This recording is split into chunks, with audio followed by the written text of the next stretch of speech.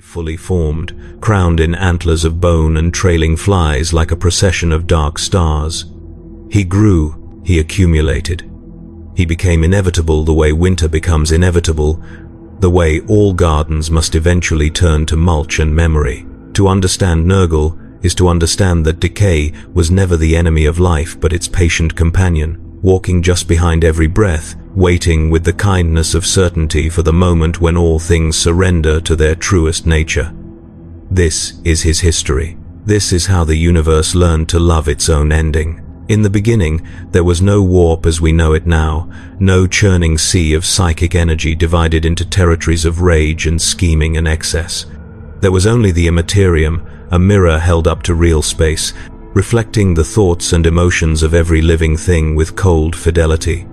When the first microorganisms split and multiplied in the primordial seas of forgotten worlds, they knew nothing of philosophy or fear, they simply lived and died. But when the first sentient minds emerged, blinking into consciousness like newborns stumbling from the dark, they brought with them something the universe had never known. They brought awareness of their own fragility. They looked at their flesh and saw that it could be torn. They felt hunger and understood that it could go unfed. They watched their elders wither and recognized the shape of their own futures. And in that moment of terrible clarity, the immaterium shuddered. Something stirred in its depths, formless and patient, a coalescence of dread shaped like inevitability. It had no name yet, it had no voice, but it was listening. The first plagues were natural things, viruses adapting to new hosts, bacteria overwhelming immune systems not yet evolved to resist them, but sentient beings did not experience them as natural. They experienced them as punishment, as randomness, as the universe showing its teeth. Entire civilizations rose on worlds whose names are now less than dust, cultures that built pyramids to their gods and temples to their ancestors, and when the fevers came they prayed, they begged, they sacrificed, and in the warp, that ocean of thought made manifest, their terror pooled like rainwater in a depression, gathering depth and weight. The thing that would become Nurgle did not yet have eyes, but it felt their despair.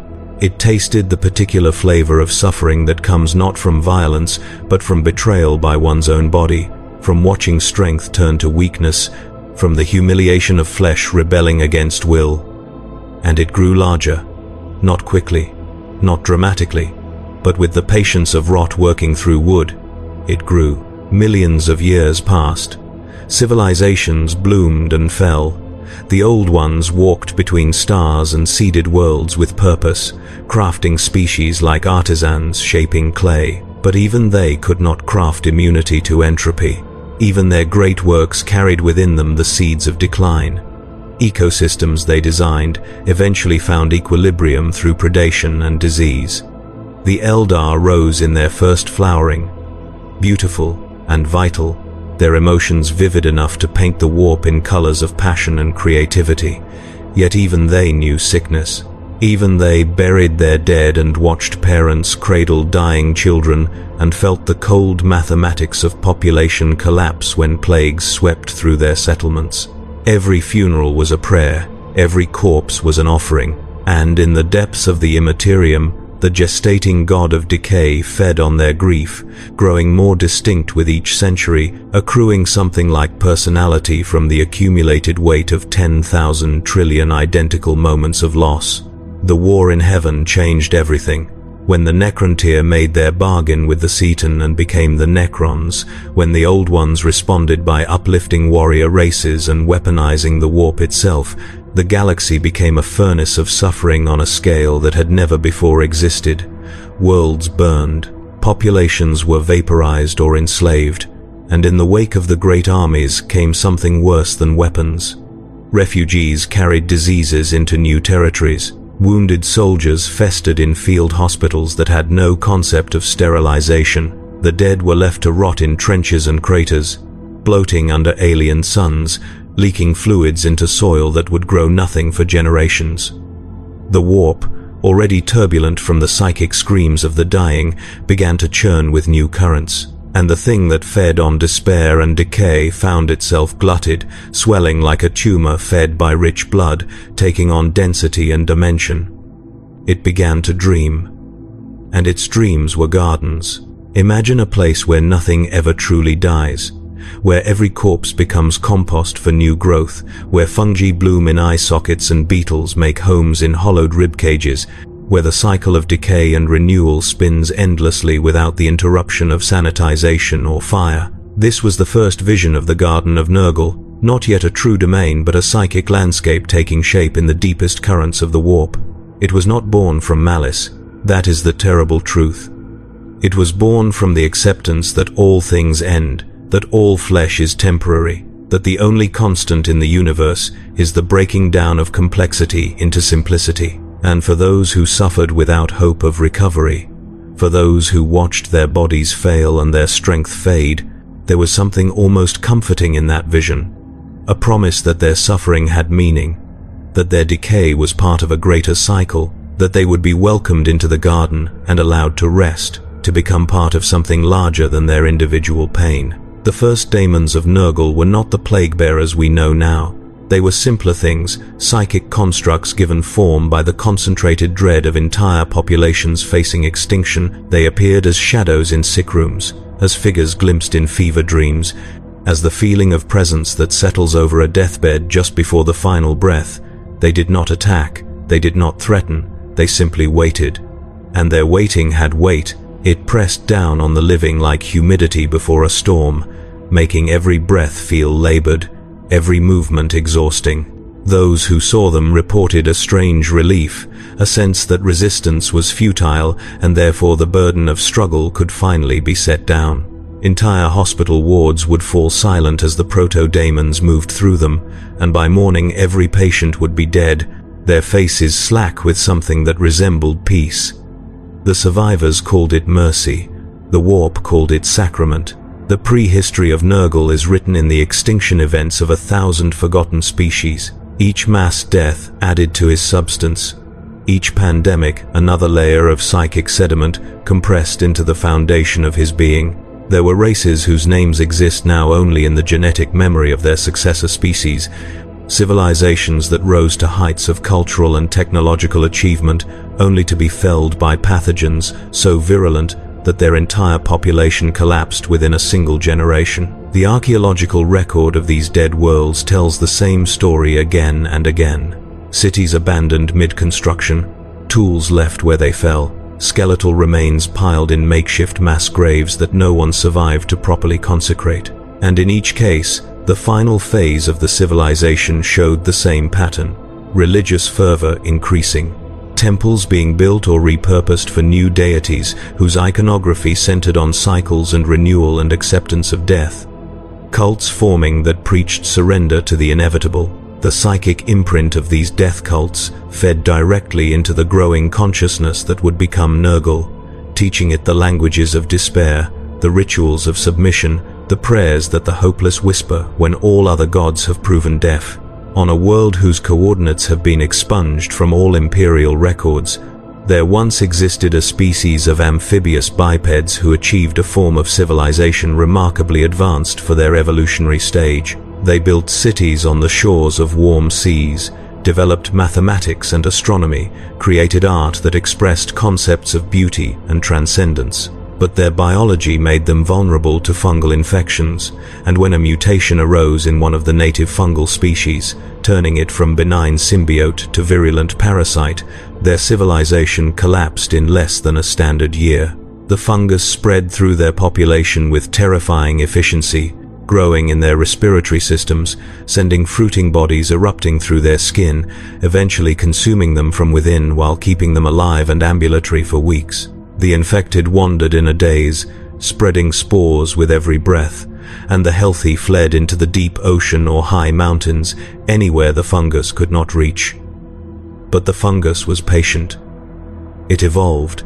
It learned to survive in salt water, to tolerate cold, to lie dormant for years waiting for a host.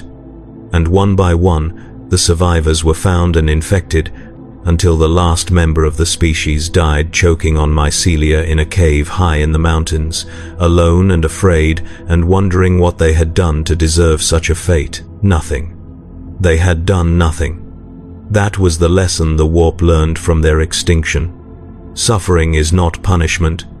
It is not earned, it simply is. A fundamental property of existence, as inevitable as gravity. And from that realization, Nurgle drew his first true emotion. Not malice, not hatred, but pity. Deep, abiding, paternal pity for all living things cursed with the awareness of their own mortality. He would have saved them if he could. But salvation is not in his nature. He can only offer comfort in the acceptance of what cannot be changed. And so the amphibians died, and their psychic death scream added to his growing essence, and he mourned them in the way a gardener mourns a failed crop, with regret, but also with the understanding that failure is part of the process, and the soil enriched by their decay will nourish the next planting. Then came the fall.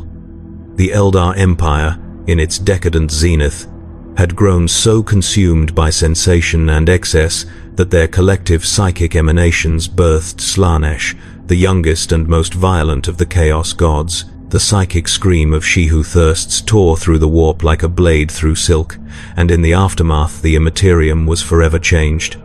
The four great powers solidified into true divinity. Khorne, who had gestated on aeons of warfare and murder, took his throne of skulls.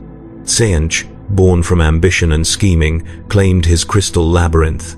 Slaanesh, newborn but voracious, carved out domains of impossible pleasure and exquisite pain. And Nurgle, eldest of the four in the slow accumulation of his essence, finally opened his eyes in his garden and laughed. It was not a cruel laugh. It was the chuckle of a grandfather watching children play, warm and indulgent and utterly devoid of malice. He had been waiting so long. And now, at last, the universe was ready to understand what he offered. His garden expanded in that moment of cosmic restructuring. Where before it had been a vague psychic landscape, it now became a true realm within the warp, vast beyond measurement and teeming with a grotesque vitality that mocked every natural law. Trees grew there with bark like diseased flesh, their branches heavy with fruits that wept pus and honey in equal measure. Rivers flowed thick with bile and swarmed with microscopic life forms that had never existed in real space, each one a unique expression of decay's creative potential. The sky, if it could be called a sky, hung low and green with perpetual fog, and through that fog drifted spores the size of houses, drifting on currents of flatulent wind that carried the smell of compost and gangrene and, strangely, fresh earth after rain. Nurglings tumbled through the undergrowth, giggling as they gnawed on rotting logs and each other, their tiny bodies regenerating as quickly as they were damaged. And at the center of it all, in a manse built from calcified bone and living wood, Nurgle himself took his true form for the first time. Massive, bloated, fatherly, his skin was the color of old bruises, his belly distended with the accumulated diseases of a million worlds.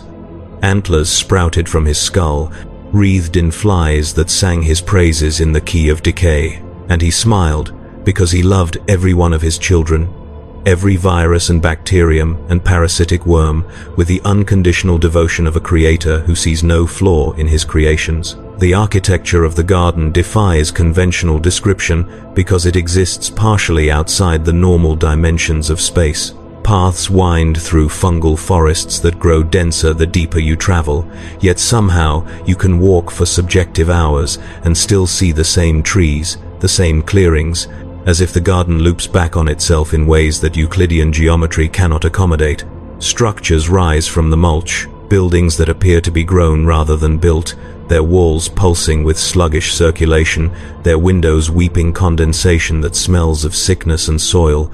These are the manses of the great unclean ones, each daemon lord maintaining its own subdomain within the larger garden, cultivating specialized ecosystems that reflect their particular interests. One might focus on waterborne diseases, filling its territory with stagnant pools and swamps that breed parasites of exquisite virulence. Another might prefer airborne contagions, creating forests of trees that shed pollen heavy with spores that drift on the wind like snow. And at the heart of each subdomain sits the demon itself, enormous and jovial, tending to its gardens with the care of a master craftsman perfecting his art. The rivers of the garden deserve special mention. They flow uphill as often as down, defying gravity through mechanisms that are more psychic than physical, carrying slurries of organic matter in various states of decomposition. Some rivers run with blood so thick it barely qualifies as liquid, clotting in eddies and pools where it attracts clouds of insects. Others flow with bile, or pus, or stranger fluids that have no equivalent in real space, secretions from creatures that exist only in Nurgle's imagination given physical form through the power of his will. And in these rivers swim things that were never born and can never truly die, fish with scales of scabrous skin, eels that are more parasite than predator, crustaceans that walk on too many legs and filter the foul water through gills that resemble tumorous growths. To drink from these rivers is to invite transformation. The water carries the essence of Nurgle's domain, and mortal flesh exposed to it begins to change, cells mutating according to patterns that serve the Plague Father's design rather than the drinker's survival. The flora of the garden represents perhaps Nurgle's greatest creative achievement. Every plant that grows there serves a purpose within the ecosystem of decay.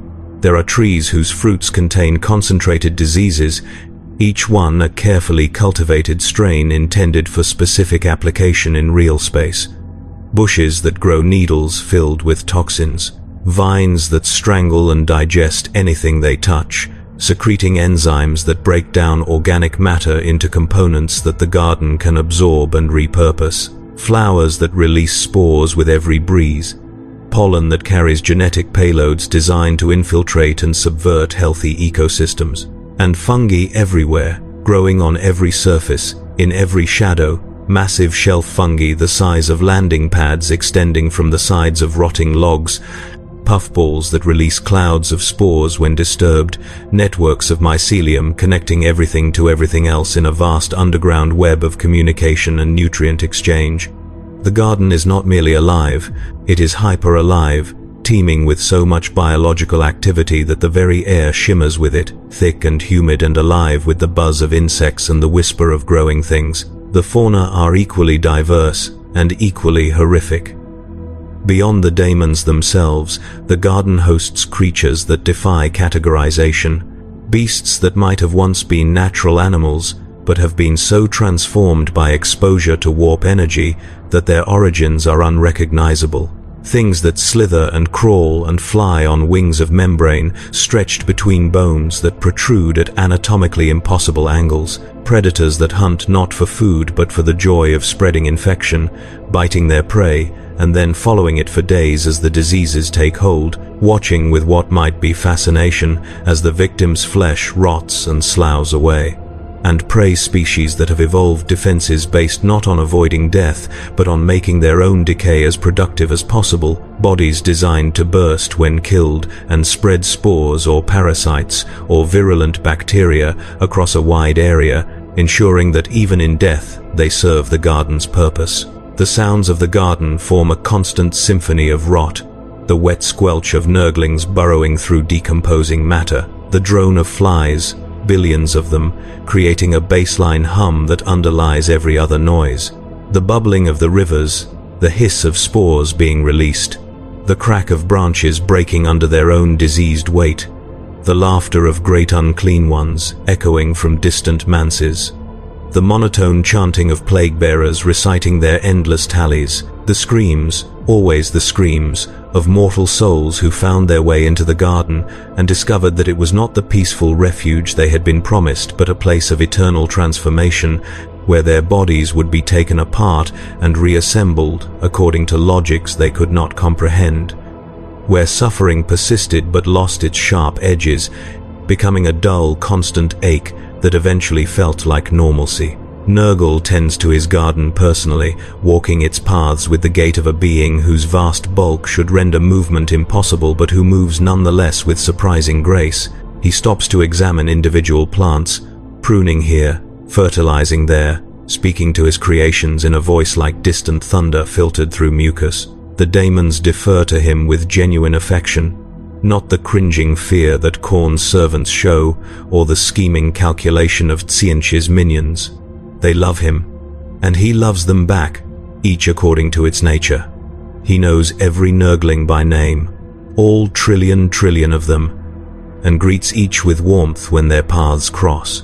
He consults with his great unclean ones as colleagues, soliciting their opinions on matters of plague cultivation and strategic deployment. He even shows kindness to the plague-bearers, those melancholy daemons who derive no joy from their existence, offering them words of encouragement and the assurance that their work is valued and necessary. The Great Crusade brought humanity into prominence, and with it came new opportunities for the Plague Father's gifts. The Emperor of Mankind, in his arrogance, believed he could unite the galaxy under reason and imperial truth, scrubbing away superstition and religion and leaving only the cold light of science. But human nature resists such erasure. The soldiers of the Crusade, for all their genetic enhancement and technological superiority, still felt fear. They still watched their brothers die in the trenches of alien worlds. They still contracted diseases on planets where the local microbiology had evolved in isolation for millions of years, and no amount of apothecary intervention could save them when something truly virulent took hold. And in their moments of weakness, in field hospitals where the smell of gangrene overpowered even the recycled air, some of them prayed, not to the Emperor, who they had been told was not a god, but to the sensation of release they felt when the pain became too great to bear, to the idea that suffering might end not in death but in transformation. And Nurgle heard those prayers. He reached across the warp with tendrils of influence, so subtle they seemed like coincidence, like bad luck, like the natural progression of infection. But they were anything but natural. The first recorded instance of Nurgle's direct interference in the Great Crusade came during the compliance action on Garthos VII, a world whose inhabitants had regressed to a feudal state, but retained genetic markers suggesting descent from a much higher technological civilization. The Imperial forces encountered unexpected resistance from the locals, who fought with a fervor that seemed religious despite the planet's apparent lack of organized faith.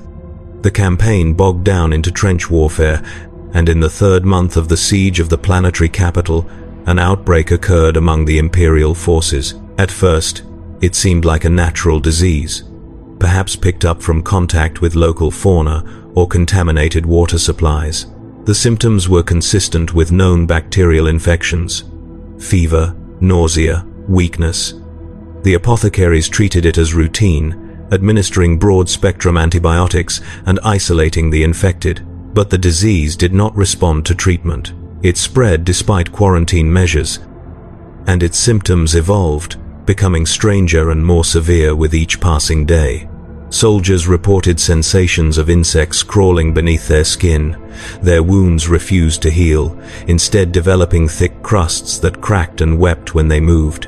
And some of them began to hear voices, whispers in a language they did not know but somehow understood, promising relief from suffering if they would only stop resisting and accept what was happening to them. The outbreak claimed 3,000 soldiers before it burned itself out. Most died. Some survived, but were so transformed by the experience that they could no longer serve and were shipped back to Terra for study and eventual disposal. And a handful disappeared entirely, deserting their posts and fleeing into the wilderness of Garthos VII, never to be seen again. The official report attributed the incident to an unknown local pathogen and recommended enhanced biosecurity protocols for future compliance actions on primitive worlds. But the remembrances attached to the expedition, those civilian observers tasked with documenting the Great Crusade for posterity, recorded stories that never made it into the official histories. Stories of soldiers who claimed to have seen a garden in their fever dreams, a place of terrible beauty where their pain transformed into purpose. Stories of whispered prayers to a grandfather figure who promised to make everything better. Stories that were suppressed and expunged and forgotten, but which left traces in the warp, psychic echoes that Nurgle collected and savored like a connoisseur sampling fine wines. As the Great Crusade expanded and the number of active war zones multiplied, the opportunities for such outbreaks increased exponentially. The Imperium was conquering worlds at a pace that strained its logistical capabilities. Medical supplies ran short. Quarantine protocols were abbreviated in the interest of maintaining campaign momentum. Soldiers fought on dozens of different worlds with dozens of different biospheres, exposing themselves to pathogens their bodies had never encountered. and the stress of constant warfare weakened immune systems, making even minor infections potentially fatal. It was a perfect environment for plague, and Nurgle exploited it with characteristic patience. He did not attempt grand gestures or massive outbreaks that would draw attention. Instead, he worked through small interventions, nudging mutation rates slightly higher here, weakening a quarantine barrier there, ensuring that diseases spread just a little faster than they would have naturally. The cumulative effect was a baseline of sickness that permeated the Crusade fleets, a constant drain on manpower and morale that the Imperium accepted as the cost of war. And every soldier who died from preventable disease, every world where the conquerors brought plague along with enlightenment, was a small victory for the Plague Father. But Nurgle's patience was not infinite. As the Great Crusade drew toward its conclusion, and the Emperor turned his attention to the great works that would occupy him during the coming era of peace, the Primarchs began to feel the first stirrings of dissent. Some, like Horus, were motivated by ambition and resentment. Others, like Lorgar, by religious conviction, and a few, like Mortarion, by a bitter philosophy born from lifetimes of suffering and the recognition that the Emperor's vision of a secular imperium was built on hypocrisy and lies. Mortarion was the perfect target for Nurgle's attention, a Primarch who understood suffering on an intimate level, who had spent his formative years in environments that would kill unaugmented humans in minutes, who had built his legion around the principle of endurance, of outlasting the enemy through sheer stubborn refusal to die, and who harbored a deep-seated fear of helplessness that he had never acknowledged even to himself. Mortarion, Primarch of the Death Guard, was the most tragic of all Nurgle's acquisitions. Born on the plague-ridden world of Barbarous, he had spent his youth learning to endure where others would break, climbing through toxic clouds that killed unaugmented humans in minutes, hunting the necromantic overlords who ruled from mountain peaks shrouded in poison. He was a survivor. A stubborn, defiant survivor who believed that strength came from endurance, that suffering was a test to be passed through force of will.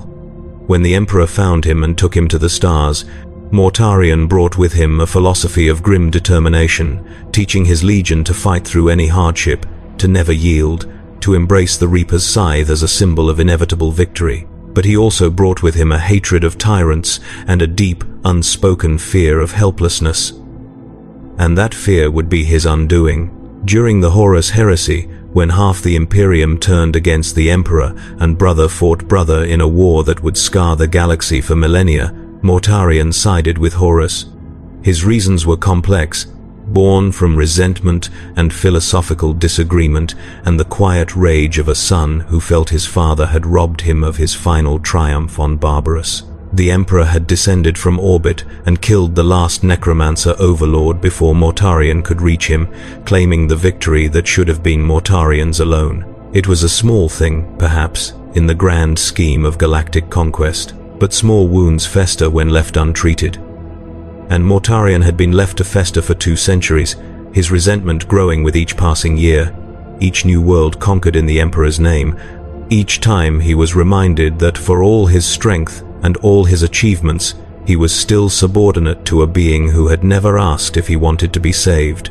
In aligning with Horus, he thought he was choosing freedom. Instead, he was choosing a different form of bondage, one that would prove far more complete than anything the Emperor had imposed.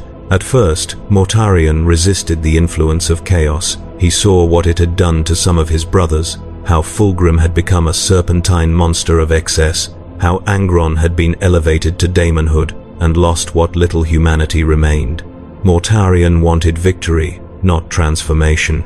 He believed that the traitor forces could win through conventional means, through superior strategy and the righteous fury of sons betrayed by their father. He rejected the overtures of the dark gods, refused to participate in rituals, maintained strict discipline within his legion, even as other traitor forces descended into barbarism and excess. For a time, this strategy seemed to work. The Death Guard fought with brutal efficiency in the early stages of the heresy, securing victory after victory through their characteristic combination of overwhelming firepower and refusal to break under pressure. But Horus had made promises to the dark gods in exchange for their support, and those promises included the souls of certain Primarchs. Mortarion was one of them. And the gods are patient collectors of debts. The Death Guard fleet became trapped in the warp during their journey to Terra. Time lost meaning in that place where reality bends to emotion and thought. What seemed like days to the mortal crew was perhaps weeks, perhaps months, perhaps years. The ships drifted through psychic currents that defied navigation, their navigators going mad from visions of impossible geometries, their Geller fields flickering and failing at random intervals, and during that endless voyage, locked in the space between spaces with no hope of escape, the destroyer hive was released. Whether by sabotage or accident, or the cruel design of Nurgle himself, the records do not agree. The most commonly accepted version holds that a lone cultist, a menial who had been secretly worshipping Nurgle for years, broke the seals on a containment chamber deep in the bowels of the flagship, and unleashed something that had been waiting for exactly this moment. But other accounts suggest that the plague arose spontaneously, generated by the warp itself in response to Nurgle's will, manifesting in the ships without any need for physical vector. The truth is likely irrelevant. The result was undeniable. A plague unlike anything the Death Guard had encountered, swept through the fleet with the speed of wildfire and the tenacity of deep rot. Legionaries who had survived the worst bioweapons the galaxy could throw at them fell ill within hours. Their armor, fused to their flesh through the Primarch's modifications, became prisons of agony as infections bloomed in the spaces between ceramite and skin. Pus leaked from the seals of their helms, their respirators clogged with bloody phlegm, and no apothecary could stop it. No quarantine could contain it. The disease spread through ventilation systems, through shared corridors, through the very air they breathed. It evolved faster than it could be studied, developing resistance to every treatment almost before the treatment could be administered. And its symptoms were designed with cruel precision to maximize suffering. Boils erupted across every centimeter of skin, filling with pus and then bursting to spread infection to new areas. Internal organs began to fail in sequence, liver, then kidneys, then lungs, each shutdown preceded by days of escalating pain. Motor control deteriorated, leaving once mighty warriors trembling and weak, unable to hold weapons or even stand without support. And through it all, they remained conscious. The disease did not grant the mercy of delirium or coma. It kept its victims aware and lucid, so they could fully appreciate what was happening to them. The fleet became a flying mausoleum, its corridors echoing with the wet coughs of dying warriors and the prayers of those who begged for any god, any power, to make the suffering stop. Mortarion watched his legion die. He moved through the ships, trying to maintain order, trying to enforce quarantine protocols, trying to find a solution through sheer intellectual force. He locked himself in his chambers with every medical text in the fleet's archives, studying the disease with the focus of a man who understands that failure means annihilation. He worked without sleep, without rest, pushing his Primarch physiology to its limits, searching for a weakness in the plague's structure, a vulnerability he could exploit. But there was no weakness. The disease was perfect. It was not a natural evolution but a crafted thing, designed by an intelligence that understood biology on levels that made human science look like cave paintings. And as the days bled into each other, and the death toll climbed into the thousands, Mortarion felt something he had not felt since childhood: helplessness, the slow realization that his strength, his endurance, his stubborn refusal to yield meant nothing in the face of an enemy that could not be fought with bolter or blade. He tried everything. He ordered the infected into airlocks and vented them into space, hoping to stop the spread through brutal triage. But the disease was already everywhere, and all he accomplished was the murder of warriors who might have recovered. He attempted chemical sterilization of entire decks, flooding them with compounds so toxic they melted bulkheads. But the plague survived and adapted, its next generation immune to the very chemicals meant to destroy it. He even considered scuttling the entire fleet, ordering the ships to translate back into real space, and self-destructing in the hope that at least the death would be quick. But the navigators were too far gone, their minds shattered by warp exposure, and without them, the fleet was trapped in the immaterium with no way out. Mortarion was a prisoner in his own flagship, watching helplessly as everything he had built over 2 centuries crumbled into rot and ruin. And in that moment of absolute despair, Nurgle spoke to him, not with words, but with a feeling, a gentle psychic pressure like a hand on the shoulder of a grieving man, an offer of release. A promise that if Mortarion swore himself to the Plague Father, the suffering would end, his legion would be saved. They would be transformed into something greater than mere Astartes, something eternal and beyond the reach of death. All he had to do was kneel. He refused at first. Mortarion was too proud, too bitter about having his autonomy stripped by the Emperor to willingly submit to another master. He screamed defiance into the empty air of his chambers, hurled furniture and smashed instruments, raged against the injustice of being backed into a corner where surrender was the only option. But Nurgle did not withdraw. The offer remained, hanging in the air like the smell of rot, impossible to ignore. And as more of his sons died, as their gene-enhanced bodies failed, and their screams echoed through the Vox channels, Mortarion felt his resolve crumble. He had built his entire identity on endurance, on the ability to withstand what others could not. But there is a point where endurance becomes torture, where survival without hope of recovery is worse than death. And he reached that point not when his own suffering became unbearable, but when he realized that his pride was killing his sons, that his refusal to surrender was not strength but selfishness, that a true leader would accept any cost, bear any shame, if it meant saving those under his command. He knelt. Alone in his chambers, surrounded by the medical texts that had proven useless and the instruments that had failed to find a cure, Mortarion fell to his knees and spoke the words that bound him to Nurgle's service. The oath was simple. He swore to serve the Plague Father in all things, to spread his gifts across the galaxy, to embrace decay as sacred and endurance as holy. And in exchange, the Destroyer Hive stopped its work. The dying stopped dying. The pain that had consumed the fleet for weeks ebbed away like a tide retreating from a shore, but they did not return to health. Instead, they were remade. The infections that had ravaged them became permanent, integrated into their biology as gifts rather than afflictions. Their armor fused completely with their flesh, becoming a second skin of rotting ceramite and corrupted metal. Their breath turned to toxic fog, their blood thickened to sludge.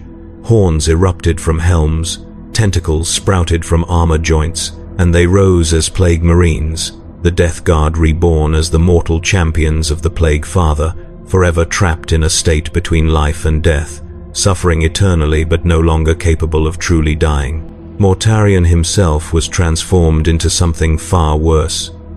Nurgle granted him demonhood, elevating him to the rank of Demon Primarch and binding him eternally to the Garden. The transformation was agonizing and ecstatic in equal measure, his genetic structure unraveling and reassembling according to patterns dictated by warp energy and divine will. His wings, once symbols of his ability to rise above the poison clouds of Barbarus, became tattered and leathery, dripping ichor with every beat. His scythe, Silence, grew bloated with demonic power, able to kill with a touch and spread plagues that could devastate entire star systems. And his face, once grim but human, became a mask of decayed nobility, his eyes glowing with the terrible knowledge of what he had become. He served Nurgle not out of love, but out of resignation, leading the Death Guard in their campaigns across the galaxy with the mechanical efficiency of a man who has accepted that all resistance is futile. And Nurgle cherished him, not as a slave, but as a favored son, granting him independence and resources and affection in that smothering, paternal way that makes rebellion seem ungrateful. The plague wars that followed were some of the most horrific conflicts in Imperial history.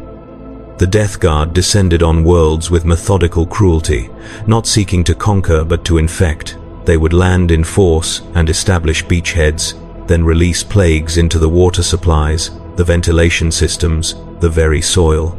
The diseases they deployed were not random. Each was specifically designed for the target world, tailored to exploit the local population's biology, their environmental conditions, their infrastructure weaknesses.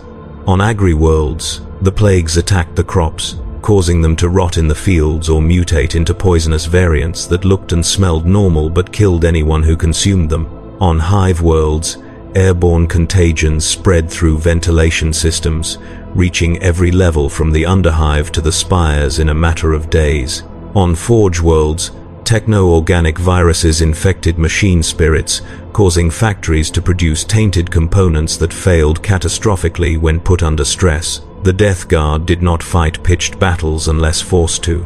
They simply landed, deployed their plagues, and waited for the world to collapse under the weight of its own suffering. Populations would sicken within days, their immune systems overwhelmed by diseases that had been cultivated in the Garden of Nurgle and refined over millennia. Hospitals overflowed, medical supplies ran out, quarantine measures failed as the sheer number of infected made containment impossible, and as they died, their despair fed the Plague Father, strengthening his hold on real space and allowing more of his demons to cross the veil. Entire sectors fell to rot. Agri-worlds became wastelands where crops grew twisted and poisonous. Hive cities descended into anarchy as plagues spread faster than medical services could respond, turning streets into open graves and hab blocks into tombs. And the worst part was the acceptance. Many who suffered under Nurgle's plagues reported a strange comfort in their final days, a sense that their pain had meaning, that they were part of something larger. They stopped resisting. They welcomed the Nurglings that crawled from the shadows to nestle against their dying flesh. They smiled as the rot took them, grateful for the promise of rest.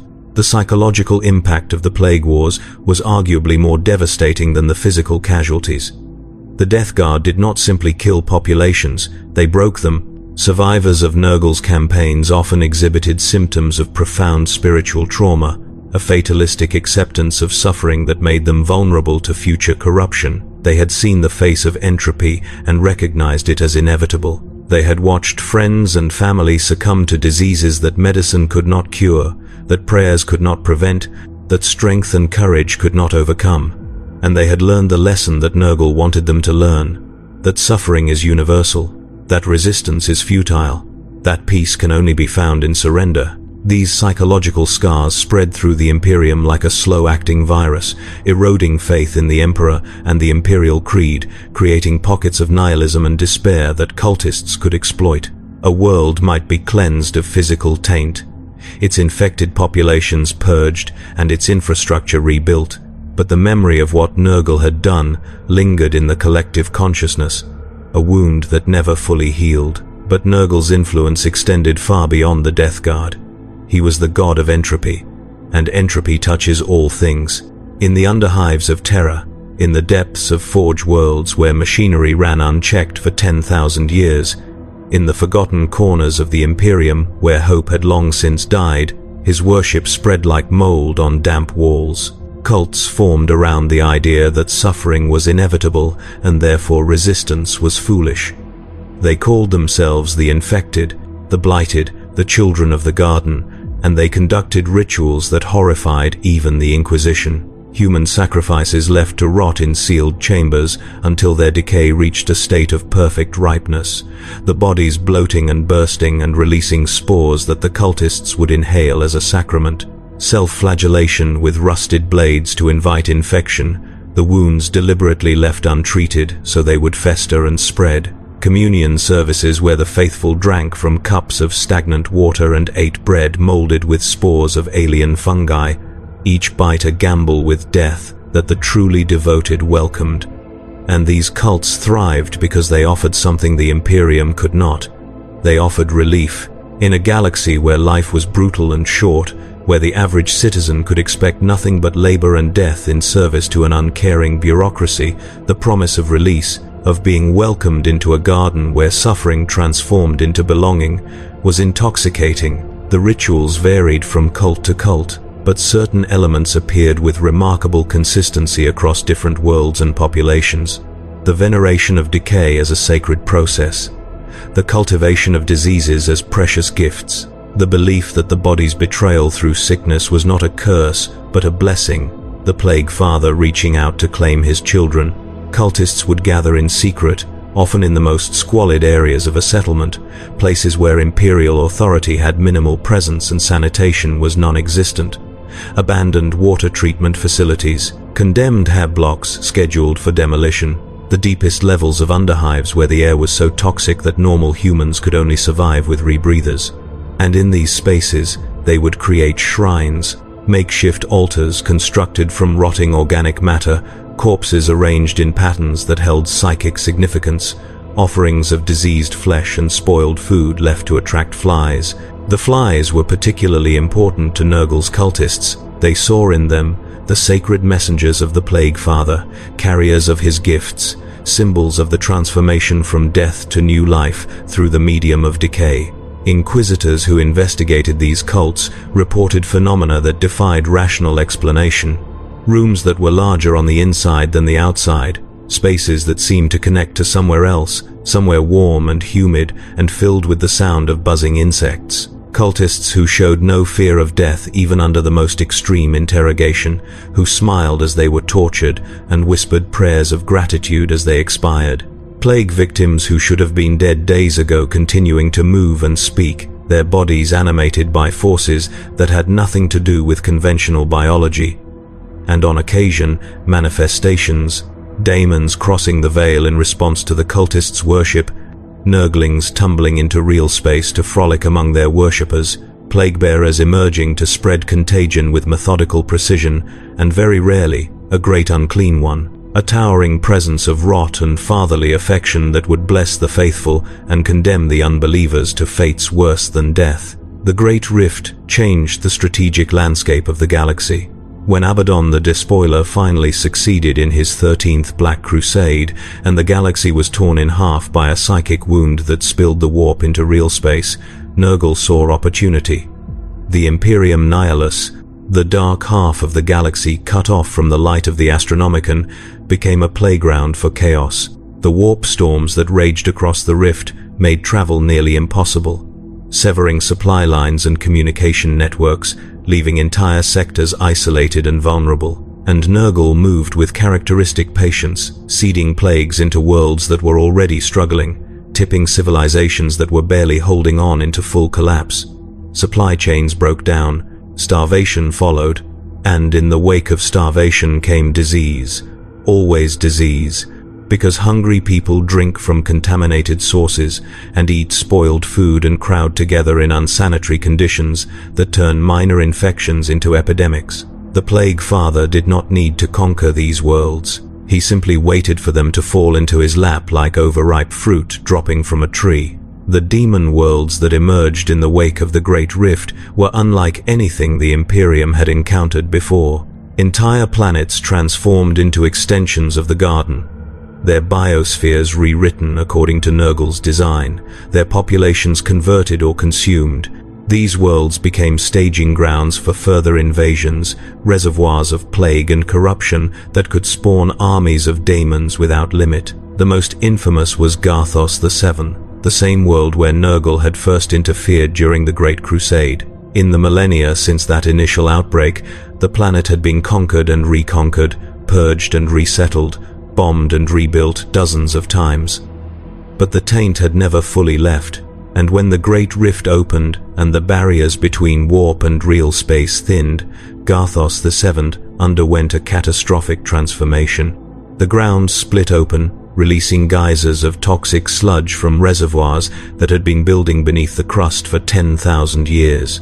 The oceans boiled and turned to festering swamps. The atmosphere thickened with spores until breathing became an act of infection, and from the warp came daemons in numbers beyond counting, pouring through the weakened barriers to claim the world for Nurgle in a ceremony of corruption that lasted 7 days and 7 nights, and left nothing alive that had not been transformed into something utterly alien to its original form. The Plague Wars on Ultramar were Nurgle's greatest triumph in this new age. Mortarion returned to real space leading a colossal invasion force, targeting the realm of his brother Robote Guilliman with the specific intent of corrupting it beyond recovery. Ultramar had always been a symbol of the Imperium at its best, a sector where governance actually functioned, where citizens lived relatively decent lives, where hope was not entirely crushed under the weight of authoritarianism and war. It was a model of what the Emperor had intended the Imperium to become, proof that humanity could thrive if given proper leadership and resources. Nurgle hated it for that reason, not with the hot anger of Khorne but with the quiet malice of mold creeping up a wall. He wanted to prove that even the best the Imperium could offer would eventually rot. That order was temporary, and decay was eternal. That Guilliman's dream of a functional civilization was nothing more than a delay of the inevitable, and Mortarion, dutiful in his bitterness, delivered. The Death Guard landed on dozens of worlds simultaneously, their bloated ships vomiting plague zombies and nurglings, and worse things onto populations that had known relative peace for centuries. The invasion was not a blitzkrieg, but a methodical strangling, each world subjected to calculated campaigns designed to maximize suffering and corruption. On Espandor, the Death Guard deployed airborne plagues that targeted specific genetic markers common in the Ultramarian population, ensuring maximum infection rates with minimal warning. On Parmenio, they contaminated the oceans with techno-organic viruses that transformed marine ecosystems into breeding grounds for demonic parasites. On Talassar, they simply laid siege to the major cities and waited, allowing starvation and desperation to do most of the work, while they deployed plagues at intervals to prevent any relief efforts from succeeding. Cities burned with warp fire that did not consume but transformed, turning stone to diseased flesh and metal to calcified bone. The defenders fought with desperate courage, Ultramarines, chapters and PDF forces holding the line against impossible odds. But courage means nothing against an enemy that cannot die, that resurrects from every wound, that infects through proximity and breath, and the simple act of being observed. Guilliman returned to save his realm, elevated by the Emperor's power and wielding the sword of the Emperor, a blade that could permanently kill demons and burn through corruption with the light of anathemic fire. He had been resurrected from stasis by the machinations of the Inari and the intervention of the Emperor himself, restored to life to serve as Lord Commander of the Imperium in its darkest hour.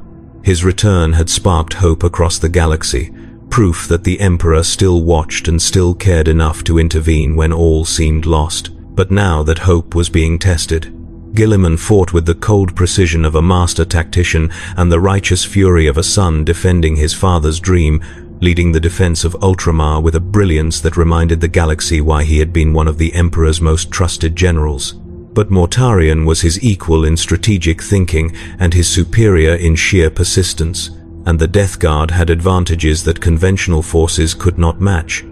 They did not tire, they did not break, and every world they touched remained corrupted even after they withdrew, requiring decades of cleansing and quarantine to return to something approaching normalcy. The battles between the two Primarchs were apocalyptic. Mortarion wielded all the gifts Nurgle had given him, summoning clouds of flies the size of gunships, spreading plagues that killed in seconds, reshaping reality through the power of his patron. His mere presence on a battlefield was enough to sicken and demoralize enemy forces, the aura of decay that surrounded him sapping strength and corrupting wargear.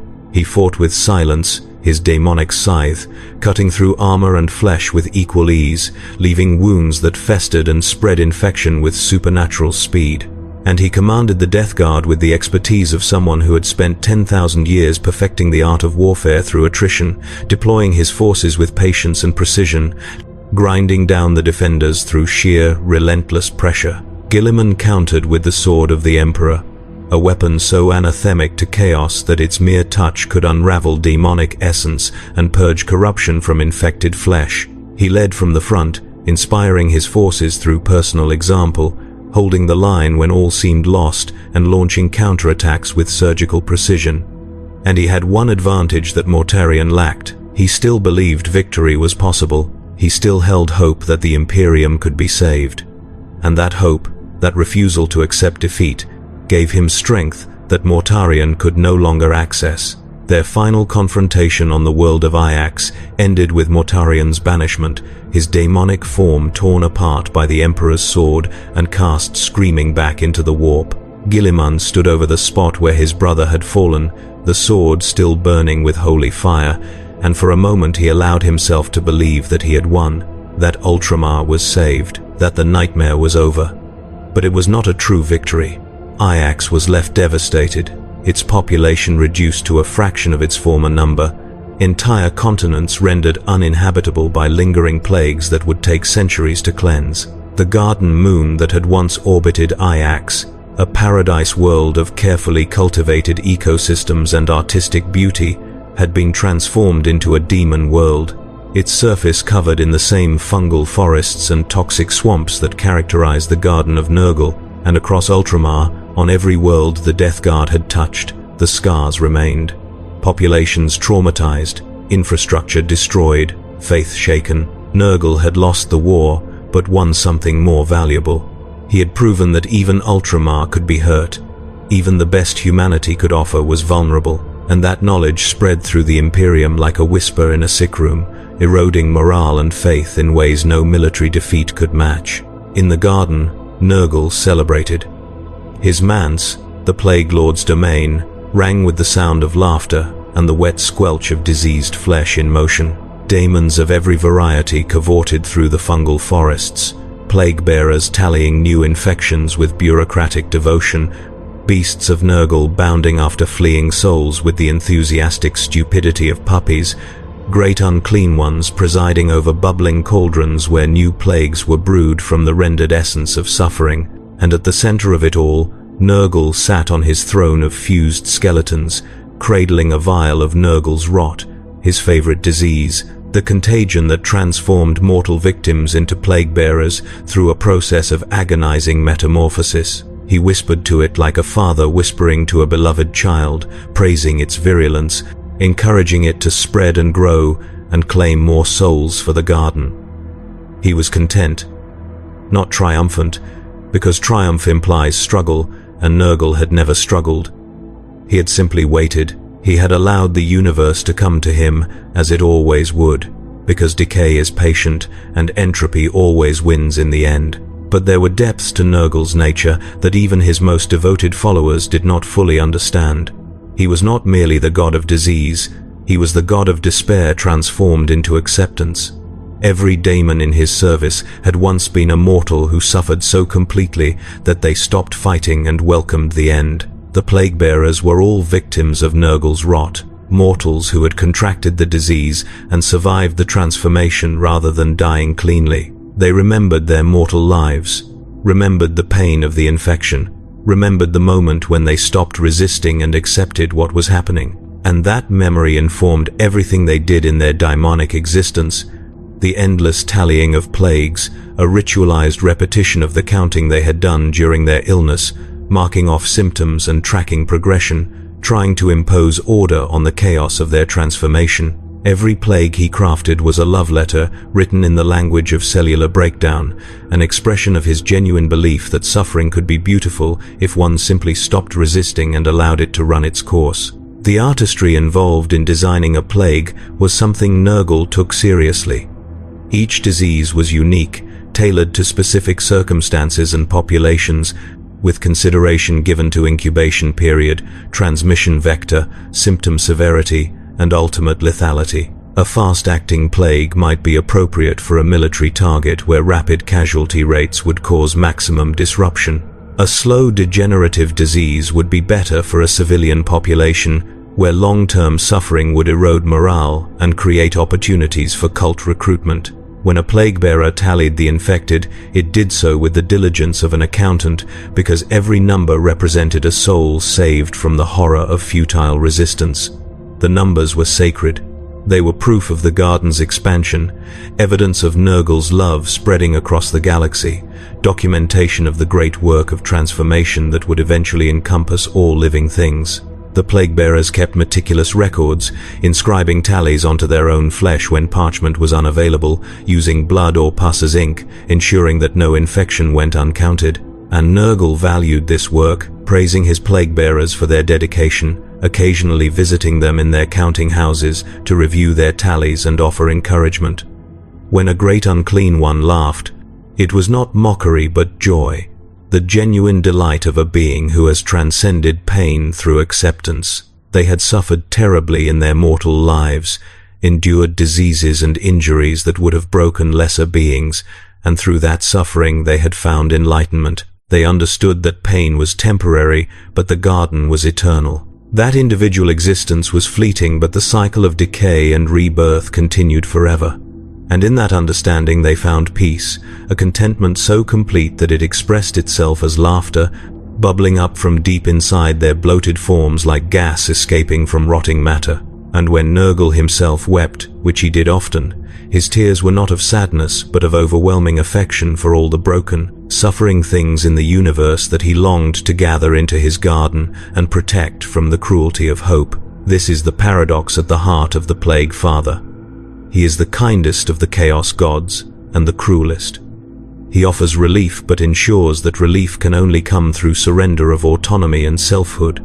He promises eternal life, but delivers it as eternal decay, a state of being where death is impossible, but so is healing. His followers love him because he loves them back, genuinely and without condition.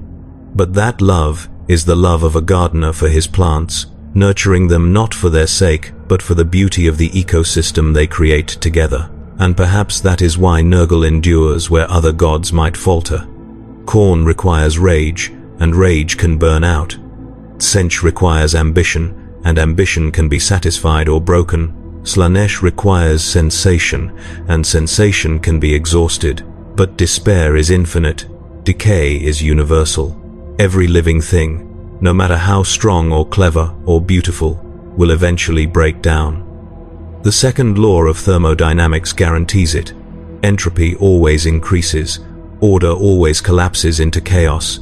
And when it does, Nurgle will be there, waiting with open arms and a warm smile, ready to welcome it home to the garden where all things eventually belong. The history of Nurgle is the history of inevitability.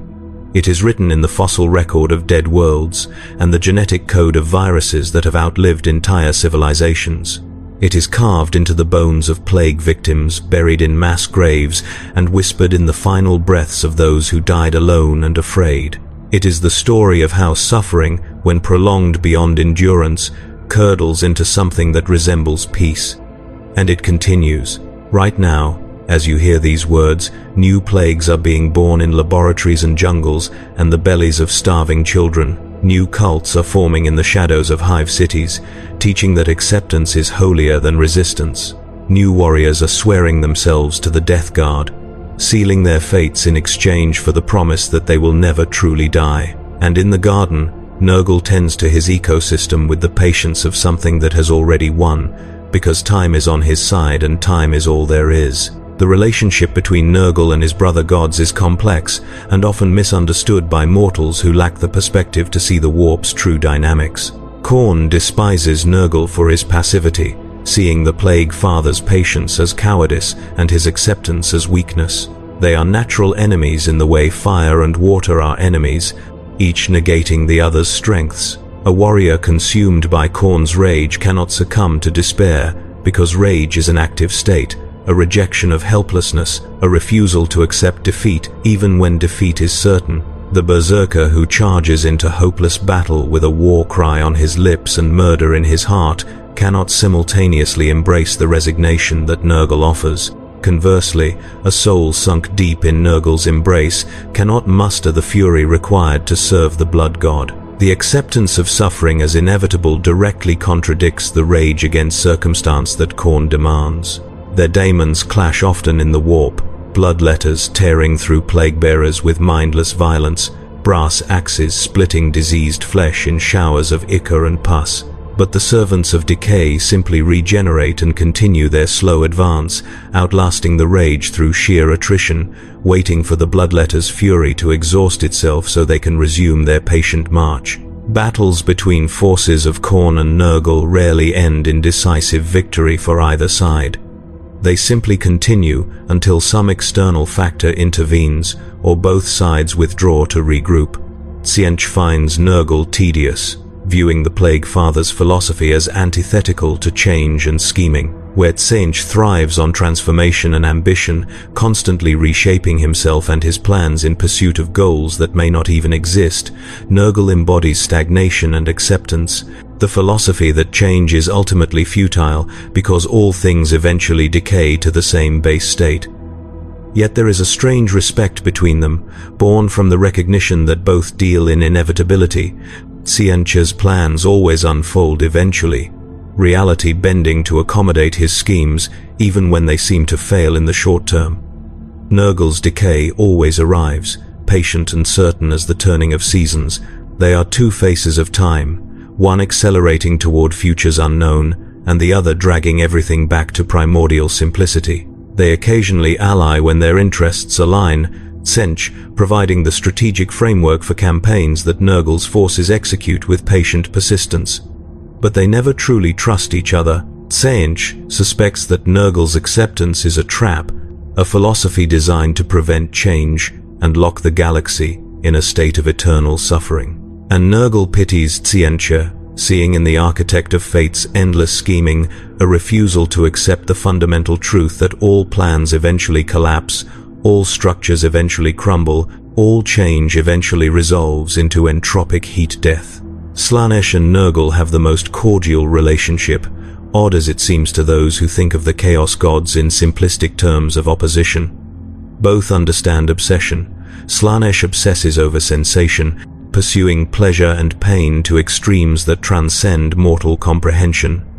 Nurgle obsesses over the beauty of decay, finding aesthetic value in processes that most beings find repulsive, and there is a dark sensuality to rot, a richness of texture and smell and sight that can overwhelm the senses as completely as any Slaaneshi excess. The feel of skin gone soft with necrosis, yielding under pressure like overripe fruit. The smell of a corpse 3 days into putrefaction, sweet and cloying and utterly unique. The sight of maggots writing in exposed flesh, their movements hypnotic in their mindless purpose. Devotees of both gods sometimes find common ground in the ecstasy of self-destruction, the pleasure of pushing the body past its limits until it breaks down entirely. There are cults that worship both, seeking transcendence through sensation and decay in equal measure, their rituals combining the orgiastic excess of Slaanesh with the patient rot of Nurgle in ways that satisfy both gods. And the gods themselves occasionally cooperate, recognizing that their philosophies are not opposed but complementary. Both offer escape from the constraints of conventional existence. Both promise transformation, both deliver forms of immortality, though one through eternal sensation and the other through eternal decay. The great unclean ones deserve special attention as Nurgle's most favored creations and the daemons that most perfectly embody his philosophy. Each one is a mirror of the Plague Father himself, bloated and jovial and utterly devoted to spreading diseases with the enthusiasm of a merchant hawking wares at a market. But they are not mindless. Far from it. Great unclean ones are philosophers and poets, capable of complex thought and genuine emotion. They debate the nature of entropy and the aesthetics of decay. They compose hymns to Nurgle that span thousands of verses, each line describing a different plague or aspect of the garden. They keep journals, recording their thoughts and observations in books bound with cured human leather and written in inks made from bile and blood. Some have been known to spend centuries on single philosophical treatises, exploring questions like whether suffering has intrinsic value or derives its meaning from the transformation it enables, whether decay is an end state or merely one phase in an eternal cycle, whether Nurgle himself is a conscious being or simply the personification of natural law given voice through the warp. They weep when they see suffering not because they wish to alleviate it, but because they find it beautiful, tragic, worthy of commemoration. A great unclean, one observing a plague spreading through a hive city, will often pause to appreciate particular deaths, lingering over the bedside of a dying child to note the progression of symptoms, the particular way the disease manifests in young flesh, the emotional impact on the family, and it will weep, genuine tears rolling down its bloated face, mourning the end of the child's suffering when death finally comes because the beauty of the transformation is over. This is not cruelty in any conventional sense. It is aesthetic appreciation taken to an extreme that transcends mortal morality. The great unclean one genuinely mourns, but it mourns the end of beauty, not the death of the child. And when the funeral is held and the family weeps over the tiny corpse, the daemon will weep with them, sharing in their grief, while simultaneously feeling joy that another soul has returned to the cycle of decay. They keep gardens within the garden, personal plots where they cultivate unique strains of plague with the care of master vintners breeding grapes. Each great unclean one has its own specialties and preferences, focusing on particular types of disease or methods of transmission. Rotigus the Rainfather, for example, specializes in waterborne plagues and the corruption of natural water cycles. His garden is a fetid swamp filled with stagnant pools where parasites breed in concentrations that turn the water to living sludge. He collects rain from the garden's toxic skies in vast cisterns, allowing it to ferment and develop new strains of bacteria before releasing it into real space through summoned rainstorms that carry disease to entire continents.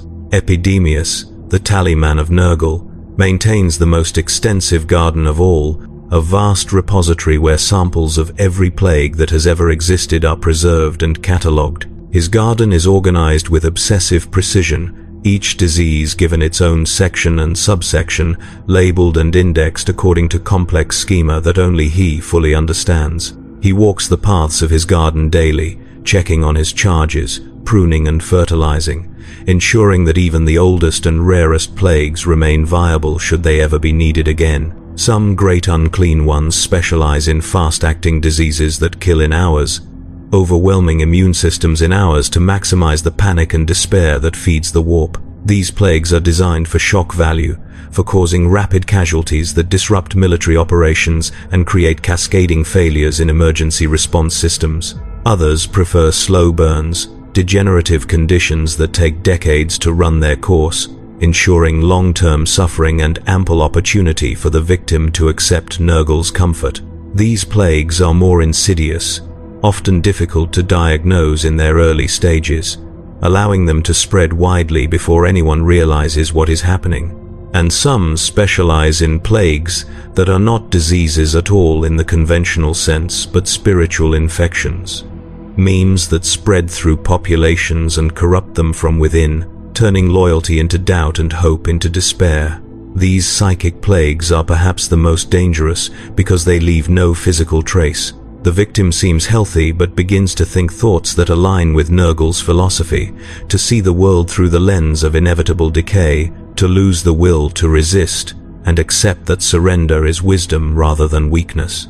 They trade samples with each other, discuss the finer points of infection vectors and incubation periods, and compete in friendly contests to see whose latest creation can claim the most souls in a single outbreak. These competitions are taken seriously but conducted with good humor, the great unclean ones treating them as games rather than conflicts. When one daemon's plague outperforms another's, the loser will congratulate the winner with genuine warmth, asking for details on the design process, seeking to learn from the success. And when they are summoned to real space, they go not with the fury of daemons eager for violence, but with the excitement of travelers visiting foreign lands, curious to see what new forms of suffering the material universe has to offer. A great unclean, one manifesting on a battlefield, will often pause mid-combat to examine local flora and fauna, sampling native diseases, collecting specimens to bring back to the garden for study and incorporation into new hybrid plagues. The plague-bearers, by contrast, are creatures of routine and melancholy. They were once mortal victims of Nurgle's rot, a disease so virulent and transformative that those who succumb to it do not die but instead gestate into demonic form, emerging from their own corpses as lesser daemons bound eternally to the counting of plagues. The transformation is agonizing and irreversible. The disease attacks every system in the body simultaneously, breaking down tissues and rebuilding them according to demonic templates. Bones dissolve and reform in new configurations. Organs liquefy and reconstitute with different functions. The victim remains conscious throughout, aware of every moment of the transformation, feeling their humanity slipping away as something alien takes its place. And when the transformation is complete, when they crawl from the husk of their mortal body as a plague-bearer, they retain memories of what they were but can never return to it. They are trapped forever in a state of melancholic awareness, knowing what they have lost but unable to mourn effectively because their emotional range has been truncated. reduced to a narrow band centered on resignation and grim acceptance. They carry rusted swords called plague swords, weapons that weep with supernatural poisons and leave wounds that never heal cleanly. And they wear expressions of permanent misery, their single eyes weeping pus as they tally infections with obsessive precision. The tallying is not optional. It is a compulsion that dominates their existence, an itch that cannot be scratched, a need that can never be fully satisfied. They count infected souls. They count outbreaks. They count symptoms and progressions and fatalities. They inscribe these tallies onto parchment when available, onto walls and floors when not, onto their own flesh as a last resort, using whatever implement is available to make marks that only they can read. And the counting never ends. There are always more plagues to track, more infections to document, more numbers to add to the grand total that Nurgle himself reviews when he walks among his servants. They do not speak unless spoken to, do not laugh like the great unclean ones, do not frolic like the Nurglings. They simply endure, and in that endurance they embody the truth of Nurgle's domain more perfectly than any other daemon. They are proof that acceptance does not mean happiness. It means the cessation of resistance, the recognition that suffering is the default state and joy is the aberration. They march to war in silent ranks, killing with mechanical efficiency, spreading plague through every wound they inflict, and when the battle ends they return to their tallying, noting the number of new infections with the same blank expression they wear always.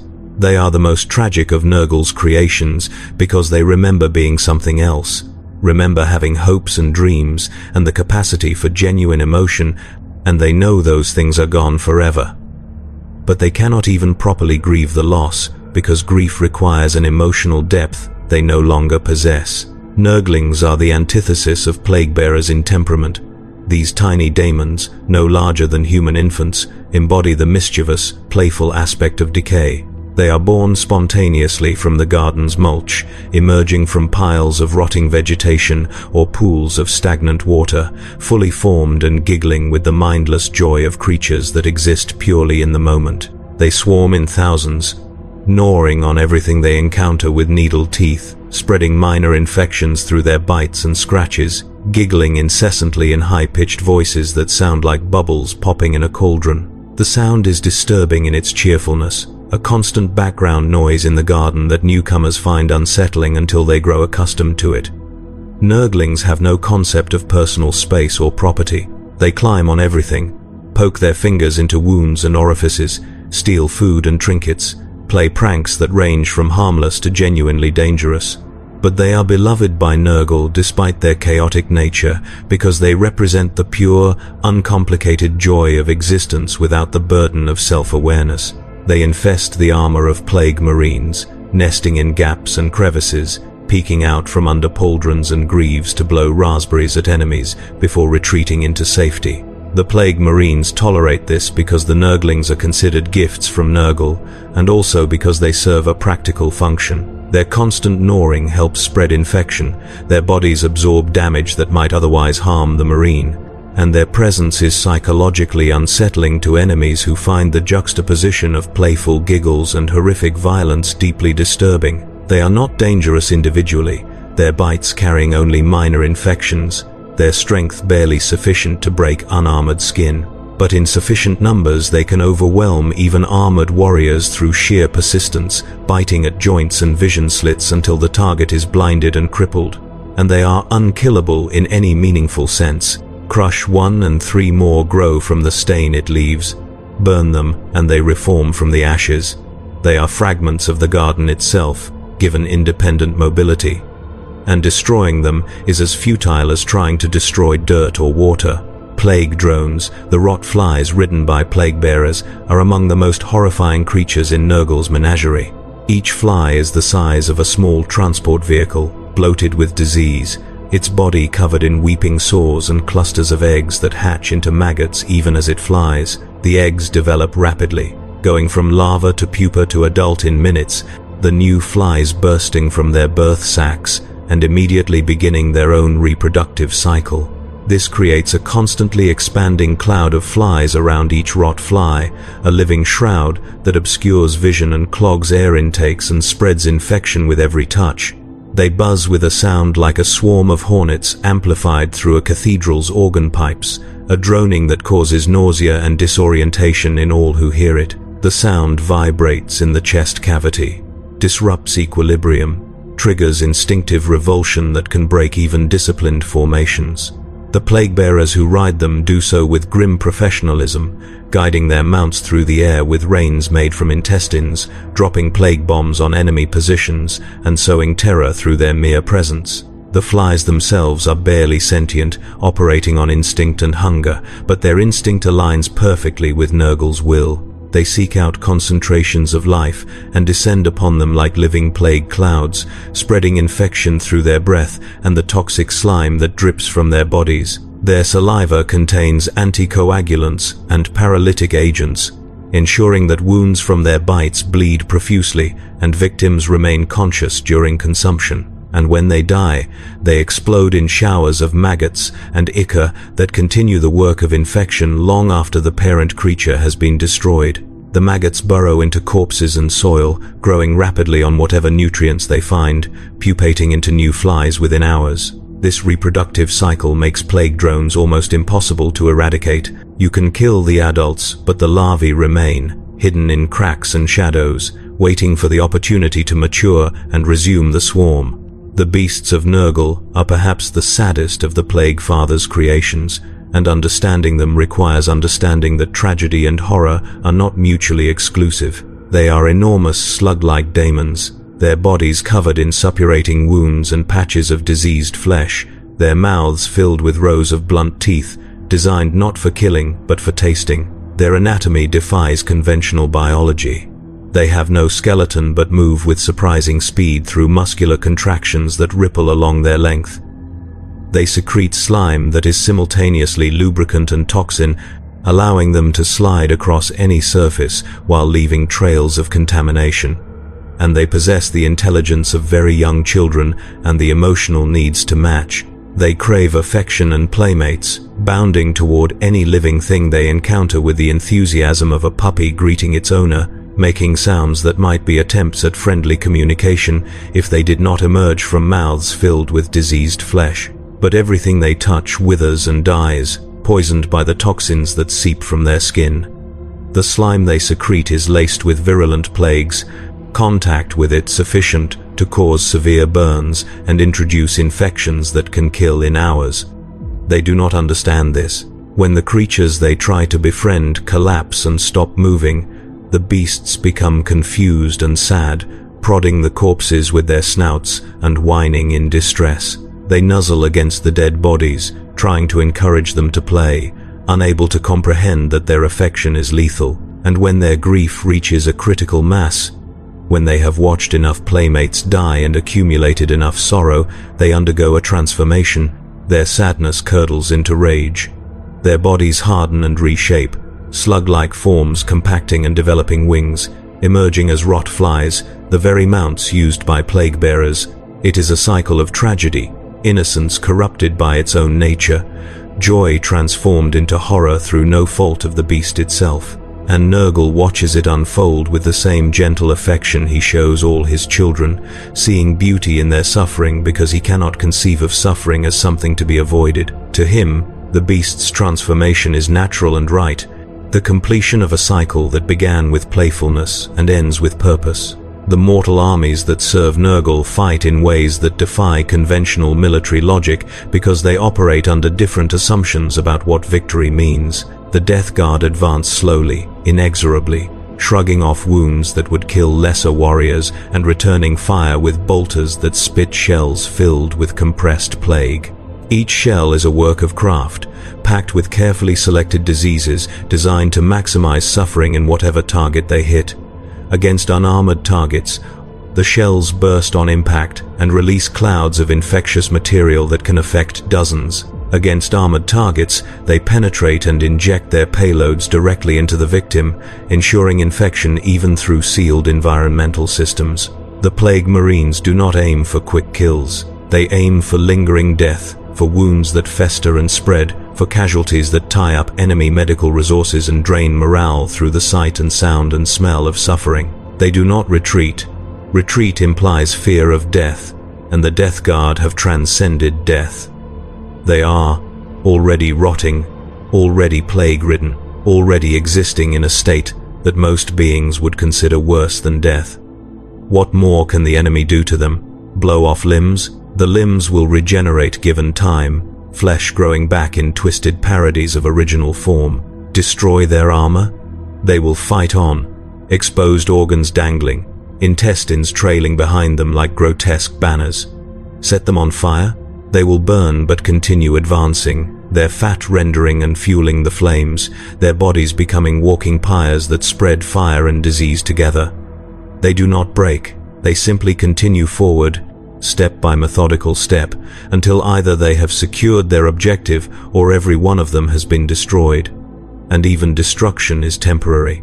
Nurgle's favor ensures that those who die in his service often return, dragged back from the warp by the sheer gravitational pull of the garden, reborn in bodies that are more diseased and less human than before, but no less capable of war. The cultists who fight alongside them are more fragile but no less devoted, throwing themselves into combat with the fatalistic certainty of people who have already accepted death and therefore have nothing left to lose. They wield improvised weapons, rusted blades scavenged from industrial sites, corroded firearms held together with wire and prayer, clubs studded with nails infected with tetanus and worse. Their equipment is deliberately neglected, left to rust and decay because they see maintenance as resistance to Nurgle's will. A rusty blade carries more blessing than a clean one. A gun that jams frequently teaches patience. Armor that has rotted through in places allows the blessed air of the garden to touch their skin. They die in droves because they are only human, unaugmented and poorly equipped, facing enemies with superior firepower and training. But their deaths are not meaningless. Every corpse becomes a vector for plague. Every pool of blood attracts flies. Every fallen cultist is a seed from which more infection will grow, their bodies left to rot on the battlefield and release spores that will contaminate the area for years. The strategic philosophy of Nurgle's forces is fundamentally different from other Chaos factions, where Khorne's armies seek to maximize carnage, counting victory in skulls taken and blood spilled.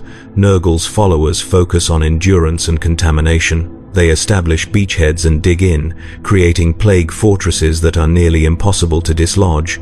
These fortresses are not built from conventional materials like stone and steel. They are grown from the dead, corpses piled high and fused together through supernatural decay until they form walls and towers that pulse with unnatural life. The construction process is both ritual and engineering. Bodies are arranged in specific patterns that have psychic significance, creating geometries that weaken the barrier between warp and real space. They are anointed with sacred fluids, bile and pus, harvested from favored daemons, blessed by cultist priests, chanting litanies that praise decay, and they are left to ferment, the biological processes of decomposition accelerated through warp energy until the individual corpses merge into a unified structure, a macroorganism that serves simultaneously as fortification and weapon. The defenders man these walls, not as soldiers but as gardeners, tending to the diseases that bloom in the corpse flesh, cultivating new strains, and releasing them into the surrounding environment in carefully timed waves. This is precision work requiring genuine expertise. Different plagues thrive in different conditions, and deploying them at the wrong time or in the wrong combinations can waste their potential. A competent plague gardener knows when to release airborne contagions to catch enemies during shift changes when containment suits are removed. Knows when to contaminate water supplies just before a besieging force is scheduled to resupply. Knows which plagues to use against different troop types, selecting nerve agents for lightly armored infantry, corrosive bacteria for armored vehicles, psychic infections for psykers. The fortress becomes a living laboratory. Each siege an opportunity to test new theories and refine techniques. Data carefully recorded for transmission back to the garden, where the great unclean ones incorporate successful strategies into their grand schemas of pestilence. Attacking such a fortress is an exercise in futility. Artillery barrages simply create more corpses to add to the walls, the attacking force literally feeding their enemy with every casualty they inflict. The corpse walls absorb bombardment, the dead flesh cushioning impacts and regenerating damage almost as quickly as it is inflicted. Infantry assaults bog down in fields of toxic sludge that surround the fortress, moats of liquefied flesh and stagnant water that dissolve armor and flesh alike. Soldiers who step into the sludge find themselves sinking, the viscous fluid pulling them down while simultaneously eating through their equipment. Those who make it through arrive at the walls exhausted and infected, weakened by exposure to the ambient corruption, easy targets for the defenders who rain down plague grenades and blessed filth from above. And every hour the siege continues, the besiegers grow weaker, sickened by proximity to so much concentrated decay, while the defenders remain constant, immune to the very plagues they spread, sustained by Nurgle's blessing even as their bodies continue to rot. Exterminatus is often the only solution, burning the world from orbit and consigning it to lifelessness. Cyclonic torpedoes crack the crust and expose the mantle. Viral weapons sterilize entire continents. Atmospheric incinerators turn the air itself into flame. The fortresses are destroyed along with everything else, reduced to ash and radioactive glass. But even that is not always enough.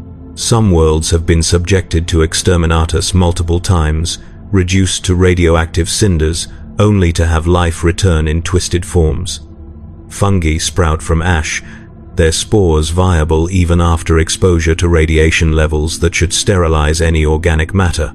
Insects breed in the ruins, feeding on the fungi, evolving rapidly to adapt to the hostile environment, and within decades a new ecosystem emerges, one shaped entirely by Nurgle's influence and ready to welcome back his servants when they return to reclaim what was theirs. These death worlds become permanent scars on the Imperium, quarantine zones that must be monitored constantly to prevent reinfection of neighboring systems, drains on naval resources that tie up ships that might be needed elsewhere. The greatest plague fortresses in the galaxy have become permanent features, quasi-real space manifestations of the garden itself. The Scourge stars, a cluster of systems in the Imperium Nihilus, are entirely given over to Nurgle's dominion. The warp storms that resulted from the Great Rift have made the region nearly impossible to navigate, and those ships that do manage to reach the Scourge stars find conditions that defy description. Entire planets have been transformed into testing grounds for new diseases, their populations reduced to shambling plague zombies that exist only to incubate the next generation of contagions. The zombies are not mindless in the traditional sense. They retain enough intelligence to perform basic tasks, tending to the plague gardens, harvesting infections from their own bodies, preparing samples for shipment to other worlds. But their higher cognitive functions are gone, replaced by simple obedience to Nurgle's will. They exist in a state between life and death, animated by diseases that should kill them but instead sustain them in perpetual decay. The skies of the Scourge stars weep acid rain, the clouds heavy with pollutants and bacterial blooms that react with atmospheric moisture to create corrosive precipitation. The rain falls continuously, a constant drizzle that etches stone and corrodes metal, that burns exposed flesh and leaves pockmarks on sealed armor. It collects in depressions and forms lakes of acid where nothing can survive except the most virulent bacterial strains, creating pools of living sludge that glow in the dark with bioluminescence generated by metabolic processes.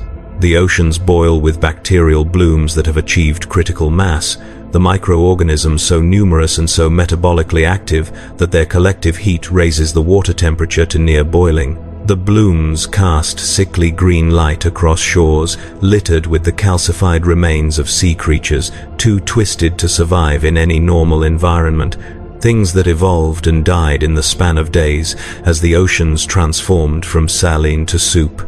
And at the heart of the Scourge stars sits the Plague Planet, a world so thoroughly corrupted that it has become an echo of the garden, a place where the barrier between warp and real space has grown so thin that demons can cross over without the need for summoning rituals. The planet's surface is a nightmare landscape of fungal forests and toxic swamps, rivers of bile flowing through valleys carved from bone, mountains that are not mountains but the calcified remains of macroorganisms that grew to continent size before their own mass caused them to collapse. The atmosphere is thick with spores and flies, visibility reduced to meters, every breath a gamble with infection.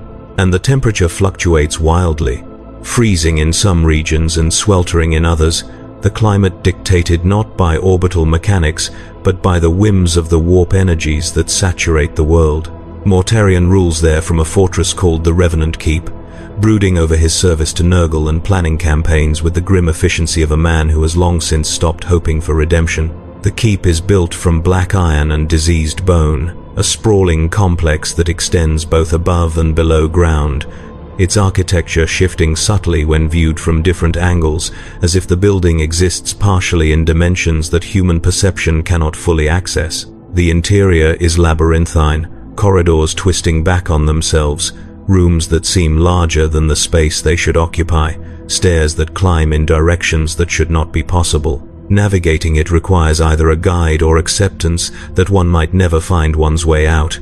The walls are decorated with trophies from Mortarion's campaigns, banners taken from defeated enemies, skulls of notable kills, vials containing samples of plagues that achieved particular success.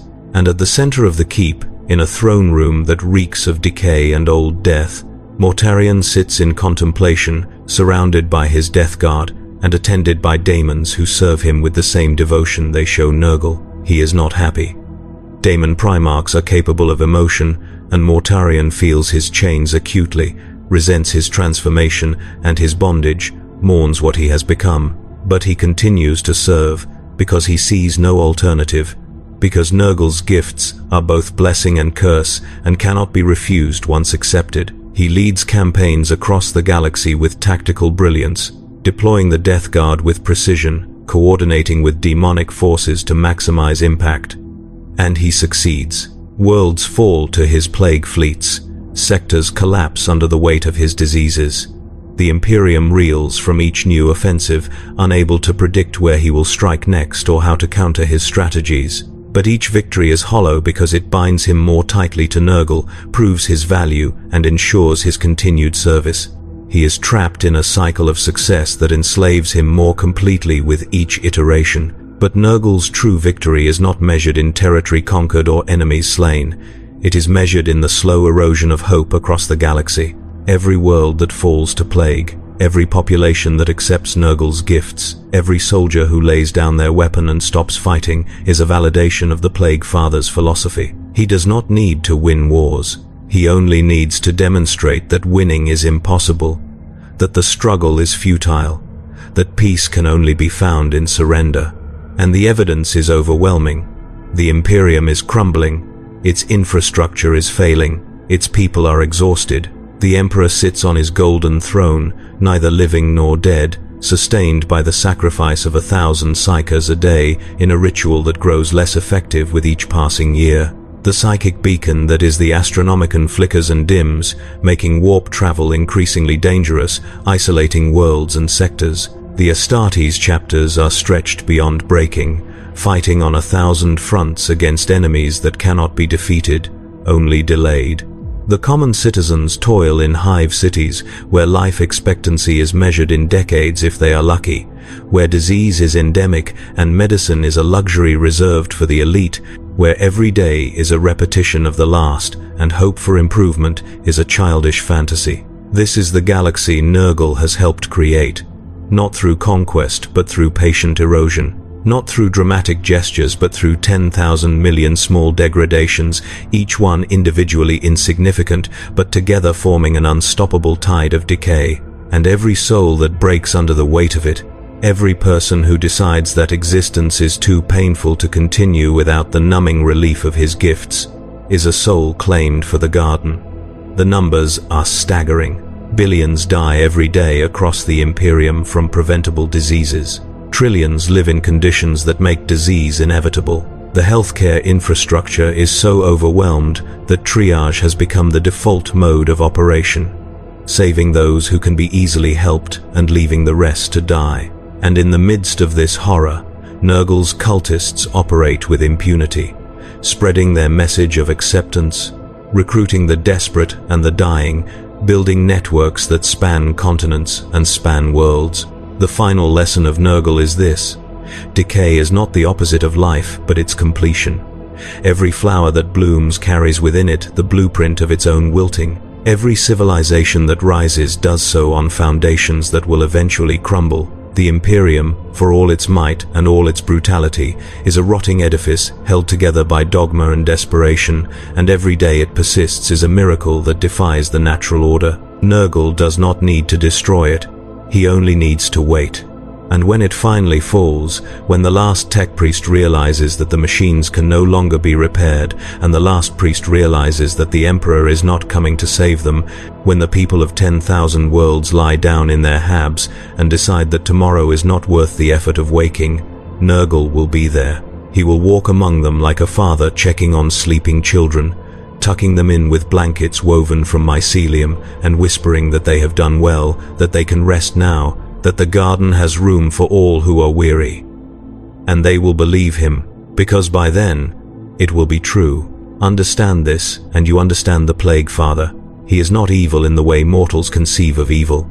He is the universe expressing its most fundamental truth through the medium of rot and rebirth. He is what happens when suffering becomes so commonplace that it stops being exceptional and starts being structural. He is the smile on the face of a man dying of exposure who has stopped shivering and begun to feel warm, the endorphin rush of a body giving up the fight, the relief that comes when you finally accept that you cannot win and stop exhausting yourself in the effort.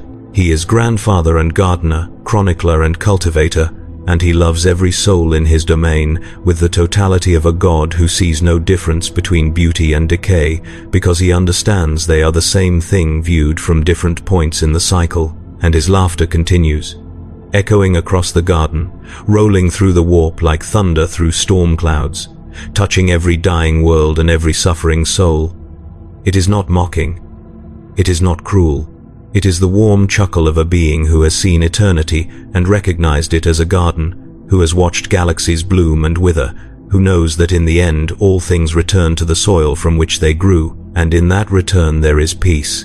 Not the peace of victory or achievement, not the peace of resolution or completion, but the peace of release, the peace of letting go, the peace of accepting that you are part of something larger and older and more patient than you can comprehend. The peace of the garden, where all are welcome and none are turned away, where suffering transforms into belonging and decay becomes divine. This is Nurgle. This is his history. This is how the universe learned to love its own ending. And in the grim darkness of the 41st millennium, that love grows stronger with each passing moment, spreading like spores on the wind, inevitable as entropy, patient as rot, warm as the embrace of a grandfather welcoming his children home.